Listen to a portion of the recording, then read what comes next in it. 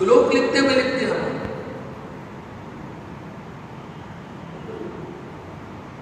वह बाल कांड का श्लोक है, बाल कांड ही लिख रहे हैं, उसका मंगलाचरण लिख रहे हैं, ऐसा मानिए। अभी रामचरितमानस का प्रारंभ कर रहे हैं, भगवान शिव की आराधना करना चाह रहे हैं और कहे क्या रहे?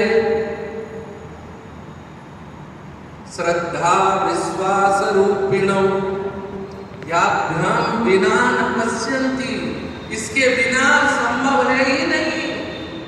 श्रद्धा और विश्वास अगर नहीं है तो इसके बिना संभव नहीं है। याभ्याम बिना न पश्यन्ति, सिद्धा सिद्ध लोग स्वांतः, जो अंदर अपने अंदर जो सुख चाहते हैं, स्वांतः सुख चाहते हैं, सिद्धा स्वांतः स्थमेश्वरम, स्थिर हुए महापुरुष, ये अगर ये नहीं है तो वह स्थिर नहीं है, वह स्वांतः सुख है। इसीलिए श्रद्धा और विश्वास बहुत दृढ़ता से रखो।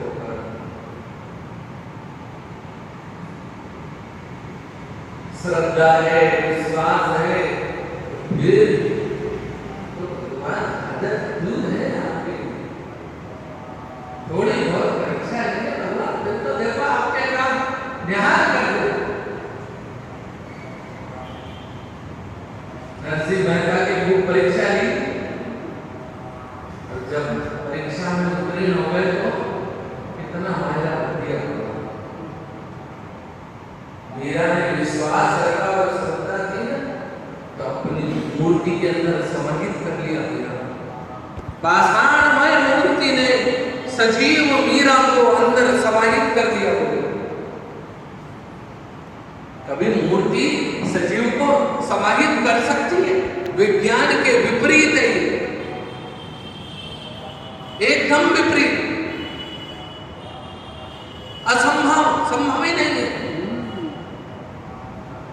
पर जहां श्रद्धा और विश्वास है वहां कोई विज्ञान की थ्योरी नहीं चलती, कोई विज्ञान के नियम नहीं चलते, कोई फार्मूला नहीं चलता। वहां तो एक ही फार्मूला है, वहां एक ही सिद्धांत है, प्रेम, विश्वास, श्रद्धा, बस। और पूर्ण विश्वास और पूर्ण श्रद्धा है तो इसलिए भगवान के प्रति श्रद्धा और विश्वास पूर्ण रखिए। दिग्मयमान हो गया तो न तो श्रद्धा है न वो विश्वास है। जो रोज रोज बदले मुकाम, वो कैसी श्रद्धा है? रोज रोज बदलते मुकाम, आज आप पर है, कल उस पर है, परसों उस पर है, तो ऐसे काम थोड़ी चलेगा। विश्वास किया है तो पूर्ण करो, नहीं तो करो ही। वह अमृत कलश लेकर के आए ब्रह्मण्य देव और लाकर के पिताजी के चरणों में अमृत कलश रख करके कहा, पिताजी ये अमृत कलश स्वीकार कीजिए। पिता के आंखों से अश्रुपात निकल गए। हे पुत्रों, तुमने मेरे कथनानुसार किया, वरम ब्रूहि, वर मांगो तुम, जो चाहते हो वो वर मांग लो। और सबने एक दूसरे की तरफ देखा और देख करके कहा, पिताजी हमें अगर वरदान देना चाहते हो तो हम हमारी मां को सजीव देना चाहते हैं। बोले आ ही रही होगी।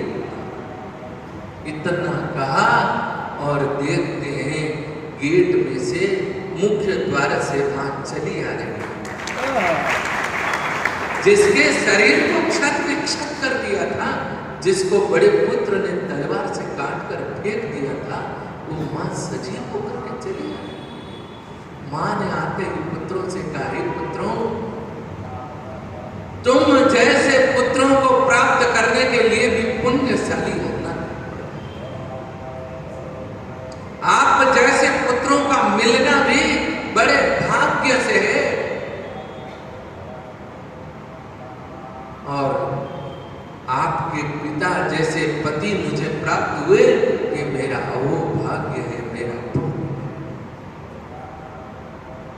पिता ने फिर कहा, हे पुत्रों, तुम मेरे से और कोई वरदान मांगो। उन्होंने कहा, पिताजी, अगर आप प्रसन्न हैं तो हमें गोलोक धाम प्रदान कीजिए। ऋषि ने तुरंत संकल्प लिया और जल जैसे ही छोड़ा, वहां देखते हैं गोलोक धाम से विमान आकर के उपस्थित, जिसमें शंख चक्र गदा धारण किए हुए भगवान के पार्षद उपस्थित हैं और उन्होंने उनसे कहा, लो पधारो।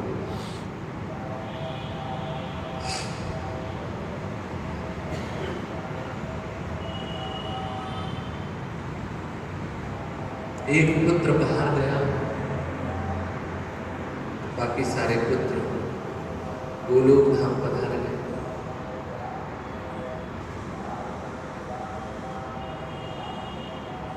गोलोक धाम चले गए।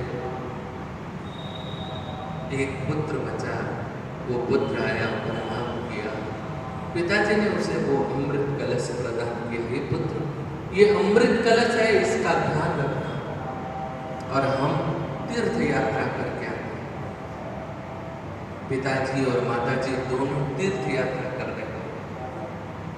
कथा कहती है 10 वर्ष तक तीर्थ यात्रा करते रहे। अब तो बहुत जल्दी यात्राएं हो जाती हैं। उस कालखंड में पैदल भ्रमण होता, पैदल जाना पड़ता, पैदल आना पड़ता, बहुत कष्ट।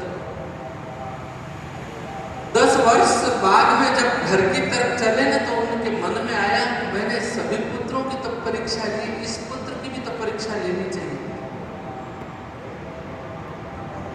ब्रह्म तेज से संपन्न सोम शर्मा मन में विचार करते हैं कि मेरे को इस पुत्र की भी परीक्षा लेनी चाहिए। उसी समय योग माया से अपने शरीर पर कुष्ठ रोग उत्पन्न कर दिया और उस पुत्र के घर पर पहुंच गया।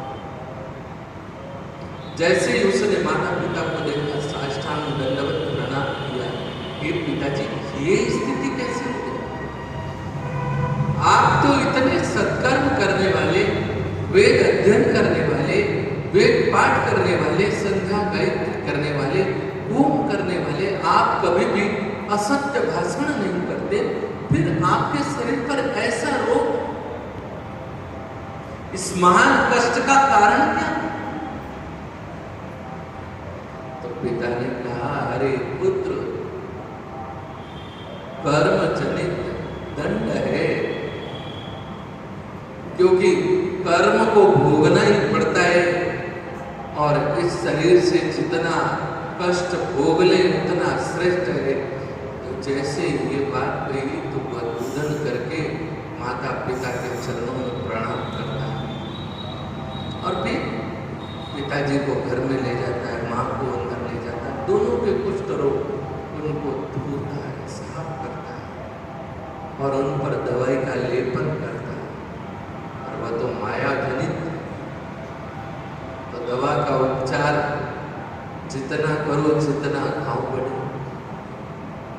स्वमाया रचित है ना, स्वरचित है। तो पिताजी की खूब सेवा, उनको स्वादिष्ट भोजन कराते, उनके मन अनुकूल जल की व्यवस्था करते, उनको जैसा उपयोग लगे, जैसे वस्त्र, उनको पुष्प भेंट करना, उनको सुगंधित लगाना, जिससे उनको दुर्गंध का एहसास न हो। पुत्र खूब सेवा। कभी पिताजी की इच्छा हो जाती तो लकड़ी लेकर के बैठे, 1 2 3, हाँ, लकड़ी की भी जिम्मा दे, पर बैठे में कभी अश्रद्धा नहीं। माँ, पिताजी, माताजी कुछ कह दे पर अश्रद्धा, परीक्षा है ये तो श्रद्धा। कहा ना अभी की श्रद्धा की अगर हमारी परीक्षा ली जाए तो हम तो उठ खड़े होंगे। हमारी तो श्रद्धा और विश्वास का रोज रोज मुकाम बदलता रहता है। कदी भैरवजी ने, कदी राणाजी ने, कदी पता नहीं कौन सा देवरा पे कटे माता टेक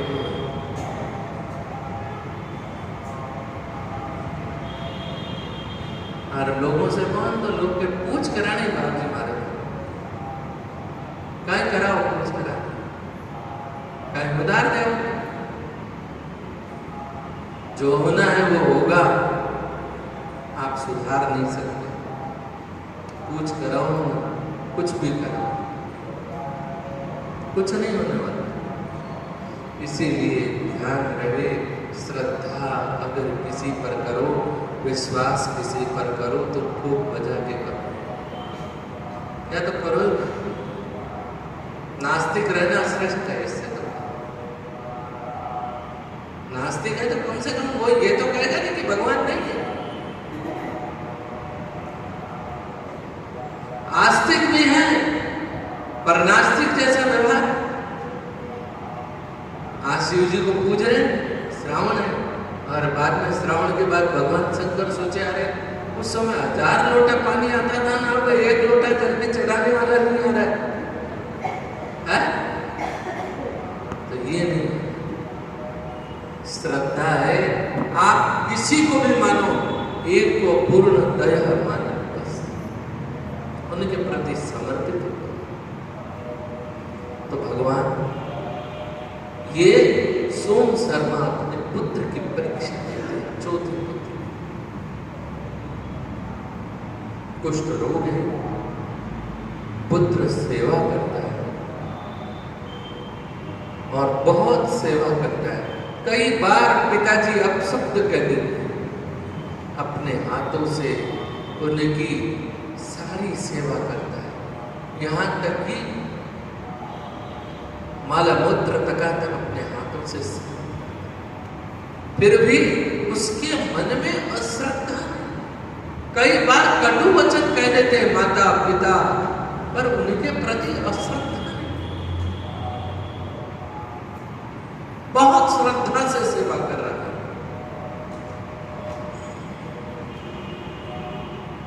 और आगे कथा क्या कहती है?